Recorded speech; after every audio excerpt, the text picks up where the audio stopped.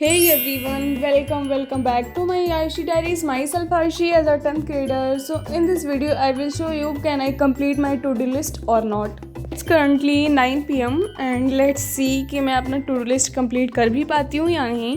तो यहाँ पर मैं अपने टू डू लिस्ट बना रही थी कि मुझे क्या क्या पढ़ना है नेक्स्ट डे, और मैंने बनाया भी नेक्स्ट डे के लिए ही था, लेकिन मेरे पास टाइम बचा था रात में, तो फिर मैंने सोचा कि क्यों ना अभी से स्टार्ट कर देते हैं।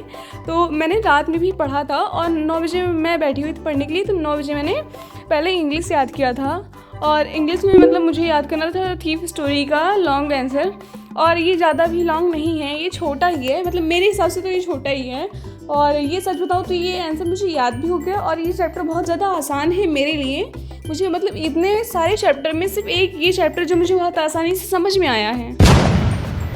एनीवेज, तो मैंने इसे याद किया था अच्छे से, और ये मुझे लॉन्ग आंसर पहले से भी याद था, मतलब मैंने इसे अच्छे से याद किया था। और इसमें के कुछ जो नीचे की लाइन थी वो मुझे नहीं याद था, जिस पे मुझे ज़्यादा ध्यान देना पड़ रहा था, बार बार मतलब मैं भूल जा रही थी, तो फिर उसे मैंने अच्छे से याद किया था और फिर इसको मैंने मतलब लिखा भी था। और सच बताऊँ तो मतलब मुझे कहीं गलती नहीं मेरी मतलब लगी थी कि हाँ कहीं गलती है, लेकिन जो मतलब मुझे लास्ट में आंसर का लाइन नहीं याद था, उन्हीं सारी लाइन में मैं मतलब कन्फ्यूज़ हुई थी कि क्या मतलब मैं जो लिख रही हूँ वो सही होगा भी या नहीं होगा। और वही मतलब 2-3 जगह गलती हुई थी, बाकी तो मतलब मेरे पूरे आंसर में गलती नहीं थी, मैंने तो पूरा सही सही लिखा था। और भाई इतनी जल्दी समर वेकेशन बीत गया, मतलब बिल्कुल भी पता ही नहीं चला। और तुम लोग बताना कि तुम लोग का स्कूल खुला है या नहीं अभी तक। मेरा स्कूल तो 1 जुलाई से ही खुलेगा। और यहाँ पे फिर मैं मैथ पढ़ रही थी, मैथ में मुझे रिवीजन करना था, तो फिर मैंने 4th और 5th चैप्टर का लेक्चर लगा दिया था, जिससे मतलब उसमें दोनों चैप्टर के एक ही लेक्चर में मुझे वीडियो मिल जाएगी, और वो इंपॉर्टेंट क्वेश्चन होंगे, तो मैं उनका रिवीजन कर लूँगी, तो मुझे आसानी से मतलब इंपॉर्टेंट क्वेश्चन पता चल जाएंगे। तो फिर उसका मैं रिवीजन कर रही थी, और मैंने पूरा लेक्चर को नहीं देखा था, मैंने बस आधा लेक्चर ही देखा था, और उसमें भी मतलब कहीं कहीं था जो मेरा गलत हो रहा था। बाकी तो मैंने ट्राई किया था कि मैं खुद से कर लूँ, और मैंने मतलब थोड़ी हद तक तो मैंने सही किया भी था।